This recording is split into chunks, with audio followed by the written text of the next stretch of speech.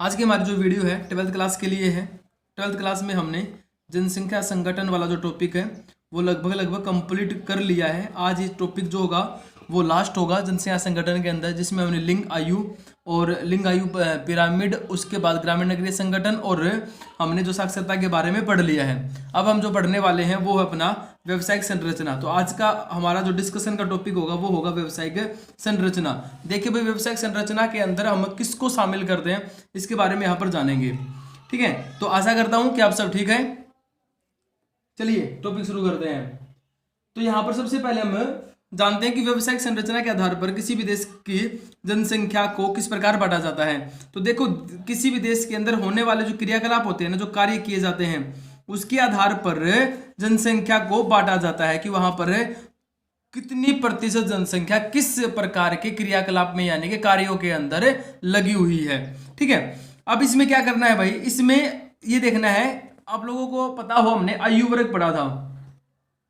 ठीक है, आयु वर्ग के आधार पर जनसंख्या को बांटा था। उसके अंदर 15 से 59 वर्ष के लोगों को पढ़ा था, जिसको हमने क्या बोला था भाई, उसको बोला था कार्यशील जनसंख्या। यानी कि ये जनसंख्या क्या होती है, ये कार्यों के अंदर लगी रहती है और आश्रित जनसंख्या का भरण पोषण करती है 15 से 59 वर्ष।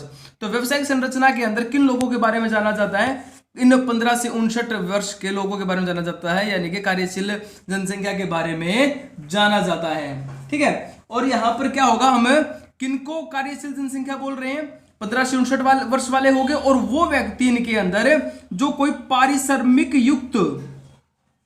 पारिश्रमिक यानी कि उसे जो है अपने काम के बदले पैसे मिल रहे होंगे, वो कोई इसी प्रकार के कार्यों में लगा हो जिसके अंदर पैसे मिल रहे हो, उनको हम क्या बोलेंगे, पारिश्रमिक युक्त बोलेंगे भाई। ठीक है, तो यहां पर कहता है पारिश्रमिक युक्त व्यवसायिक कार्यों में लगा हुआ, व्यवसाय कार्यों में लगा हुआ जो व्यक्ति होगा ना, वो क्या कहलाएगा, वो व्यक्ति हमारे लिए कार्यशील जनसंख्या में शामिल होगा भाई।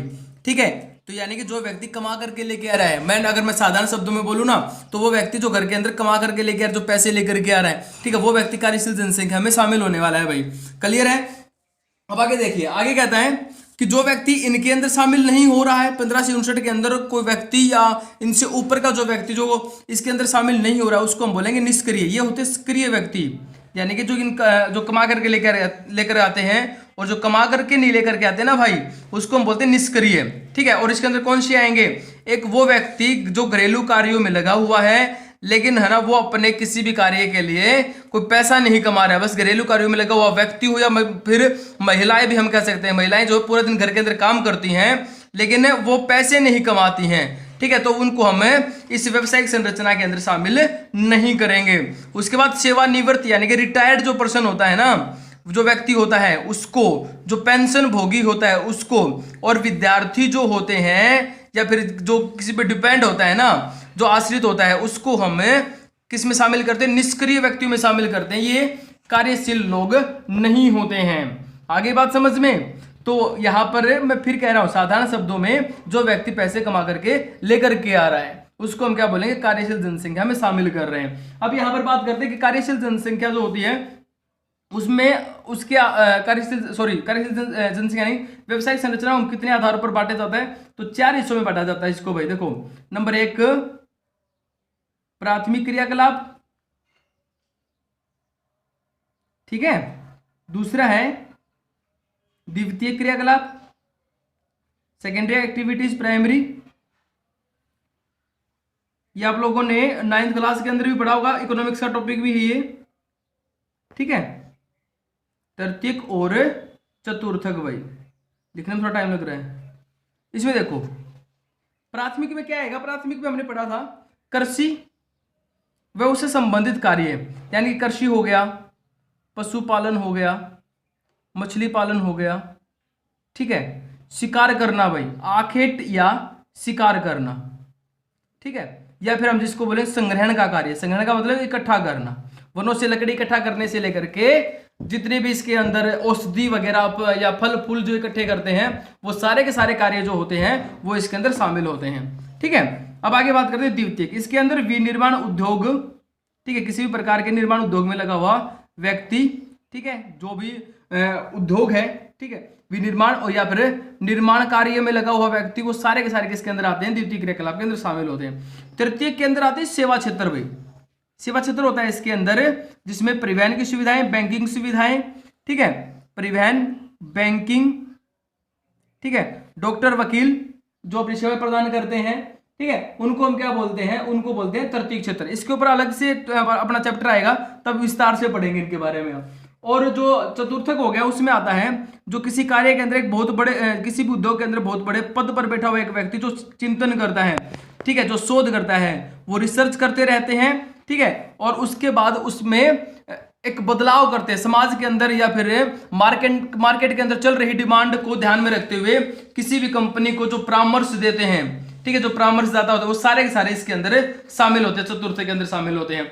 अब बात करते हैं, देखो ये 4 हो गए, प्राथमिक, द्वितीयक, तृतीयक, चतुर्थक, ठीक है। अब आगे बात करते हैं, आगे कहता है कि अब इनका व्यवसायिक संरचना का हमारे जनसेवा संगठन से क्या लेना देना है। भाई तो देखो भाई, जिस देश के अंदर जो जनसंख्या प्राथमिक क्रियाकलापों में ज्यादा लगी होगी ना, इसका मतलब क्या है कि वो उस देश की अर्थव्यवस्था अल्प विकसित में शामिल होती है, ठीक है, वो अर्थव्यवस्था क्या होगी, अल्प विकसित अर्थव्यवस्था हो गई, ठीक है ना। और जो जनसंख्या पहले द्वितीयक में फिर तृतीयक और जैसे जैसे चतुर्थक की तरफ बढ़ रही है ना, यानी कि उसकी अर्थव्यवस्था विकसित होती जा रही है, ठीक है। कृषि कार्यों के अंदर लगे हुई जनसंख्या अल्प विकसित अर्थव्यवस्था, और जो द्वितीयक, तृतीयक और चतुर्थक जैसे जैसे उनके अंदर बढ़ोतरी हो रही है ना, वो विकसित अर्थव्यवस्था का क्या है, एग्जाम्पल है। क्लियर है, ठीक है। और कहता है कि अलग अलग देशों के अंदर है ना, इनका अलग अलग प्रतिशत पाया जाता है, ठीक है। ये कहता है कि जो विकसित देश होते हैं उनके अंदर जो कृषि कार्यों के अंदर जो लगे होते हैं ना, विकसित के अंदर कृषि कार्यों में वो 4 से 5% होते हैं, जो टोटल जो काम करने वाले होते हैं उनका 4 से 5% सिर्फ कृषि कार्यों में, और बाकी का सारा प्रतिशत किस में लगा हुआ है, वो द्वितीयक, तृतीयक और चतुर्थक कार्यों में लगा रहता है। और कहता है जैसे जैसे जो अर्थव्यवस्था विकास करती रहेगी ना, तो उसके हिसाब से क्या होगा भाई, वो पहले द्वितीयक में, फिर तृतीयक में और फिर चतुर्थक क्रियाकलाप में उसका प्रतिशत जो होता है वो बढ़ता जाता है। और वो किस चीज को दर्शा रहा है, वो दर्शा रहा है वहां पर अलग अलग आर्थिक क्रियाओं में लगे अनुपात को दर्शा रहा है, आर्थिक क्रियाओं में लगे अनुपात को दर्शा रहा है, ठीक है, आर्थिक क्रियाओं में लगे अनुपात को दर्शाता है। क्लियर है भाई, आगे बात समझ में। तो यहां पर हमने पढ़ा व्यवसायिक संरचना, जिसके अंदर हमने ये जाना कि इसके अंदर कौन सा प्रतिशत शामिल, कौन सी एज ग्रुप शामिल होती है, तो 15 से 59 वाले। किसको हम बोलते हैं काम करने वाले, जो व्यक्ति धन कमा करके लेकर आता है, यानी कि पैसे कमा करके लेकर आता है, वो कार्यशील जनसंख्या में आएगा, सक्रिय व्यक्ति होगा, ठीक है। निष्क्रिय वो होगा जो किसी भी प्रकार का कोई भी धन से संबंधित कार्य नहीं करता, यानी कि घरेलू कार्यों में लगा है, सेवानिवृत्त, पेंशन और विद्यार्थी या आश्रित जनसंख्या इसमें शामिल होती है।